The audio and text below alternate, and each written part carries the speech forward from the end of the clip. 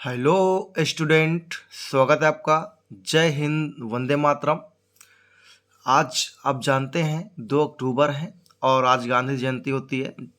और गांधी जी हमारे राष्ट्रपिता हैं, बापू, जिन्हें प्यार से क्या बोलते हैं बच्चे, बापू बोला जाता है। इनके बारे में भी एक वीडियो बनाया जाएगा जो बहुत ही जानकारी वाली वीडियो होगी। अभी हम लोग महादेवी वर्मा के बारे में करेंगे। आइए देखते हैं इनका जीवन परिचय। ठीक है, तो इनका जीवन परिचय क्या है, आइए देखते हैं। देखिए, वेदना की साकार मूर्ति श्रीमती महादेवी वर्मा का जन्म 1907 ईस्वी या फिर संवत 1964 में फर्रुखाबाद नगर में हुआ। इनके पिता का नाम गोविंद प्रसाद वर्मा था। महादेवी वर्मा जी की आरंभिक शिक्षा इंदौर में हुई। ठीक है, आप समझिए ध्यान से। जो महादेवी वर्मा है बहुत संवेदनशील महिला थी। ठीक है, और इनका जन्म कहाँ हुआ था? फर्रुखाबाद में हुआ था। सन आप देख ही रहे हैं 1907 1964 में हुआ था। और इनके पिताजी का नाम जो था बच्चों, गोविंद प्रसाद वर्मा था। और महादेवी वर्मा जी की जो शुरुआती पढ़ाई लिखाई थी वो अपने इंदौर में हुआ है। ठीक है, और इंदौर 2 3 4 बार जो जीत चुका है स्वच्छता का इनाम कि सबसे स्वच्छ शहर कौन सा है, इंदौर है। ठीक है,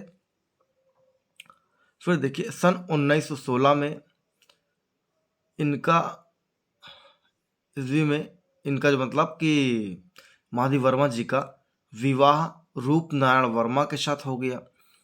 विवाह के पश्चात ही महादेवी ने मैट्रिक FA MA की परीक्षा उत्तीर्ण की। ठीक है, मतलब बहुत बड़ी उपलब्धि है बच्चों की। विवाह के बाद भी इनके पति रूप नारायण सिंह ने हिम्मत दिखाते हुए, ठीक है, उस समय के हिसाब से हिम्मत दिखाते हुए गांव समाज का बोझा ढोते हुए बात सुनकर भी अपनी पत्नी महादेवी वर्मा को मैट्रिक्स कराया, FA कराया, साथ में MA भी कराई। ठीक है, बहुत बड़ी बात होती है।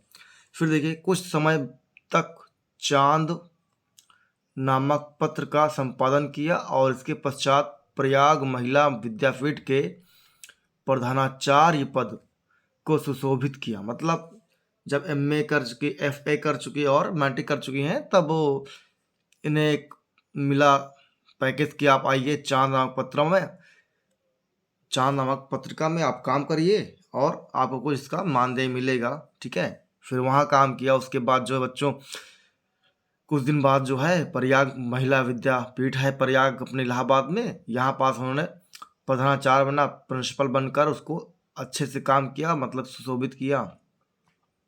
फिर देखिए आपने साहित्य संसद नामक संस्था की स्थापना की और इसके माध्यम से हिंदी लेखकों की सहायता का प्रशंसनीय कार्य किया। मतलब महादेवी वर्मा स्वयं खुद ही क्या किया, साहित्य संसद का स्थापना किया और जितने भी अच्छे अच्छे क्या थे लेखक थे उनके जो है उनको बुलाया गया और वहाँ जो है बेहतरीन तरीके से उनको काम करने के लिए एक जगह मिल गई। ठीक है, फिर चलिए आगे देखते हैं।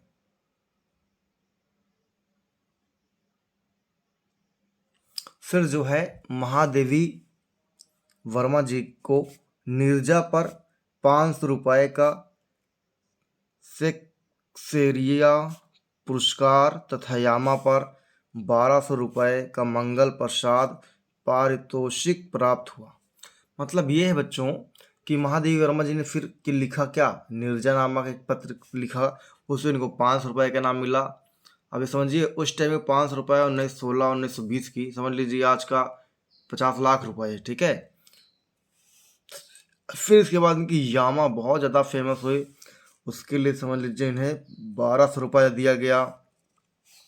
ठीक है, फिर क्या है बच्चों देखिए ध्यान से, महादेवी वर्मा जी भी उत्तर प्रदेश विधान परिषद की सदस्य रहे। इसको मैंने पहले बताया शॉर्ट वीडियो में कि ये उत्तर प्रदेश की विधान परिषद रह चुकी हैं और भारत सरकार द्वारा इन्हें पद्म भूषण दिया गया है। ठीक है, और 1987 ईस्वी में इनका परलोक हो गया, मतलब कि 1987 ईस्वी में इनका डेथ हो गया। ठीक है बच्चों, फिर क्या है हम लोग जीवन परिचय हो गया। अब साहित्यिक परिचय जानेंगे, इसमें मतलब इन्होंने क्या क्या चीज़ लिखा है, क्या क्या चीज़ किया है, सब कुछ जानेंगे। तो आइए आगे बढ़ते हैं धीरे धीरे।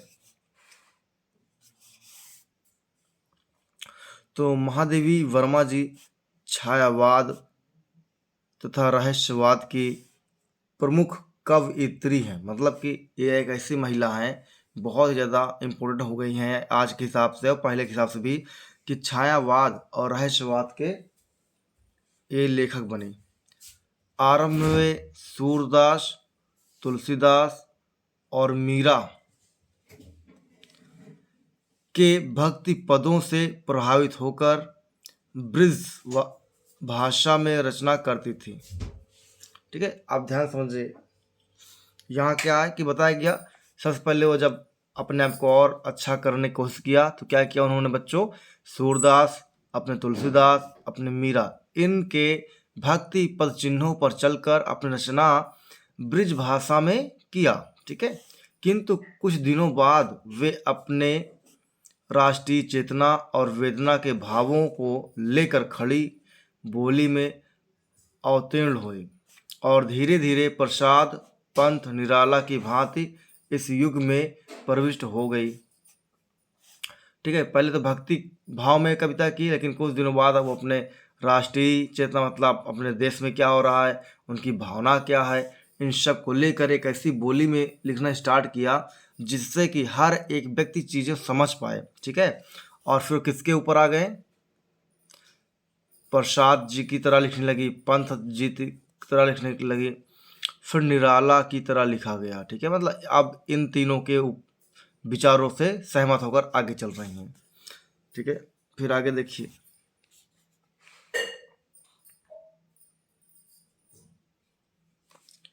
फिर देखिए सब बीच में कोई मतलब नहीं है, तो हम लोग आगे बढ़ के यहाँ इसको देखेंगे। ठीक है, जो इम्पोर्टेंट है। फिर देखिए, महादेवी जी वर्मा ने क्या किया, छायावादी काव्यधारा के कवियों की श्रेणी में एक वरिष्ठ कवयित्री के रूप में लिया जाता है। मतलब कि जो छायावाद के कवि थे उनमें लिखने पढ़ने में इतने एक्सपर्ट हो गए, इतना ज़्यादा इनको एक्सपीरियंस हो गया बच्चों कि ये एक वरिष्ठ कवित्री बन गई। इनकी रचनाएं सर्वप्रथम चांद नामक पत्रिका में प्रकाशित हुई। अभी बताया था ना पहले, इनको 500 रुपये मिला था चांद नामक के लिए। ठीक है, तो जो इनकी पत्रिका निकली, चांद नामक पत्रिका के द्वारा निकला गया। और 1933 में बच्चों, 1933 ईस्वी में इन्होंने प्रयाग महिला विद्यापीठ के प्राचार्य पद को सुशोभित किया। इसको पहले भी बता चुके हैं। फिर देखिए, इसमें इनको पद्म भूषण इनाम मिला है, किसके द्वारा, भारत सरकार द्वारा।